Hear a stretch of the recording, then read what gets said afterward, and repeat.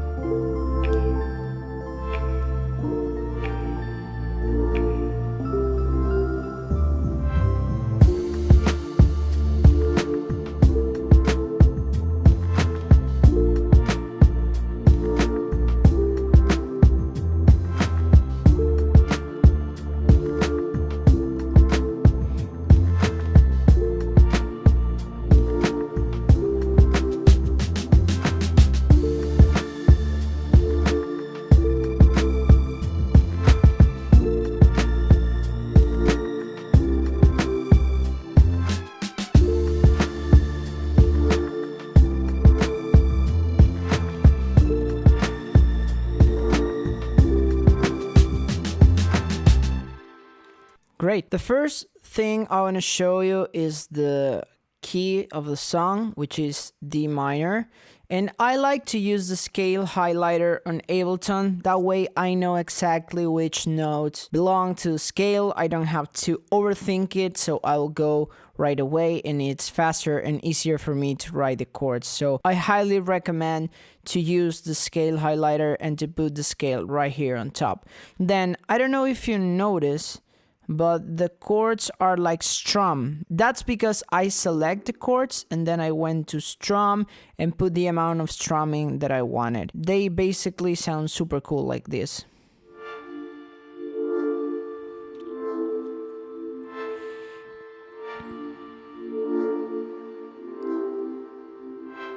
In order to create my sound, basically I layered 3 sounds. So the first one was that, the second one is this one, and the third one is this one. And together they sound like this. So in this type of music, you want to create a lo-fi but also nostalgic type of sound. So a lot of distortion, a lot of reverb, a lot of filtering in the high frequencies. On top of those chords, I have this lead melody, and let me show you what I did because it's pretty cool. So this is the original sound.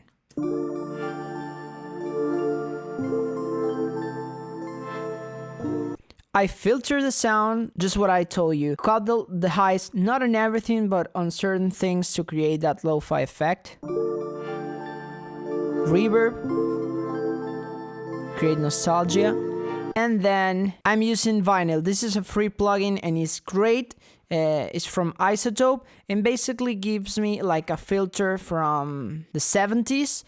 It's adding a lot of color, tone, a little bit of dust, warp, and sounds like this.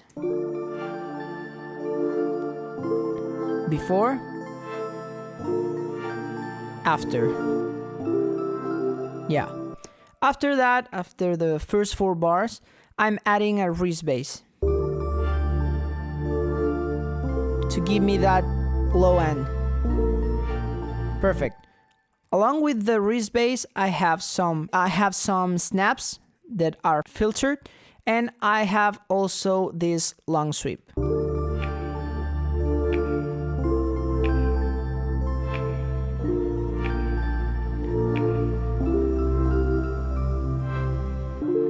Perfect. This is something a lot of beginners especially forget. Try to use transition effects. So in this case, I have this long sweep, I have this crash. They help a lot. And if you don't use them, that's, in my opinion, one big difference between a pro production and an amateur or beginner production. So after that, I want to talk about, let's hear the sweep up and then the crash. Maybe the sweep up could be a little louder. Perfect. Now, I want to talk about the bass because in this case, before the drop hits, I don't have a fill, a drum fill, but I have a fill with the bass. Great.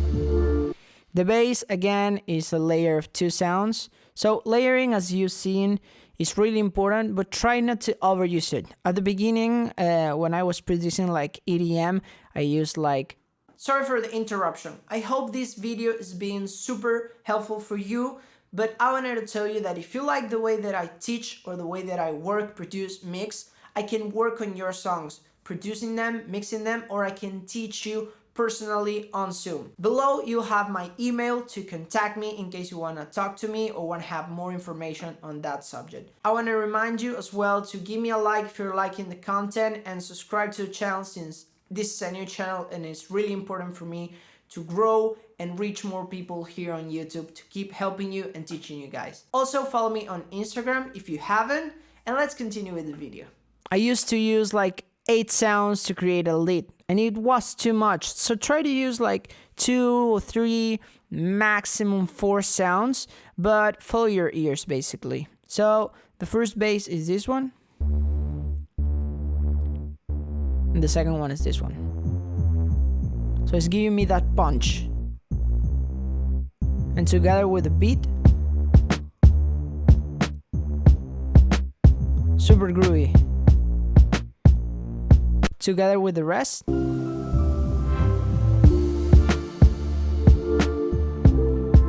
if you hear especially a snare, it's filtered, but it's not something that I did. It's just the sound selection. When you're producing, the sound selection of your synths, of your drums, is super important, and it will give you the tone that you're looking for, and it will simplify things a lot in the mixing aspect. So try to search for good samples. I pay for Splice. If you don't, I highly recommend you Splice, or search for another sample library, but with quality. Try not to use bad sounds, because otherwise it will be too complex to have a professional result. Then I added this drum loop.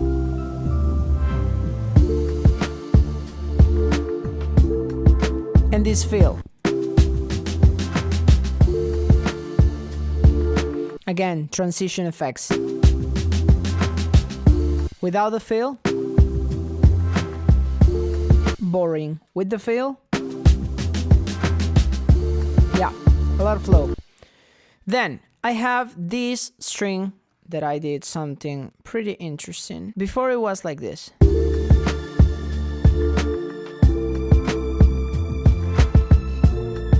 Like I said, it sounded already kind of like old, nostalgic, but I added extra reverb.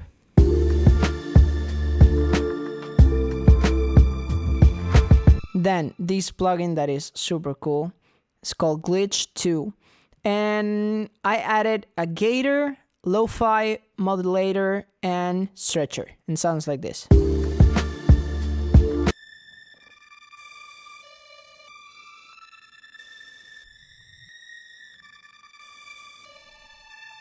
Super cool. Then the vinyl and the auto pan to send it left and right.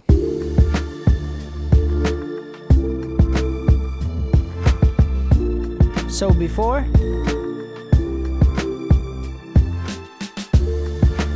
after.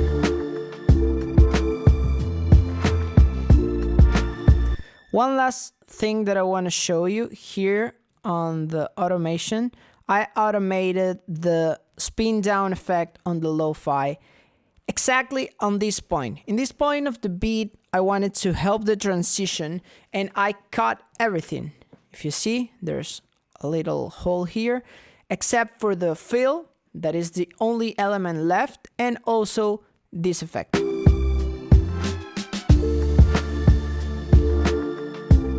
So try to be creative using effects, using transitions, and you will see how your beats get better.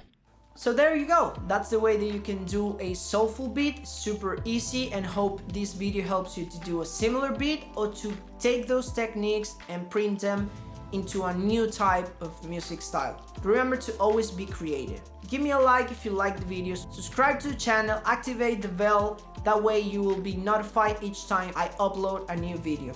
I remind you that on this channel I'll talk about music production, mixing, mastering, plugin review, and so much more. So below, leave me all your comments because I'll read each single one and answer to each single one of them if you have any requests for a future video or anything. Follow me on Instagram. Below you have my email to contact me, and I'll see you next week with a new video. Bye guys!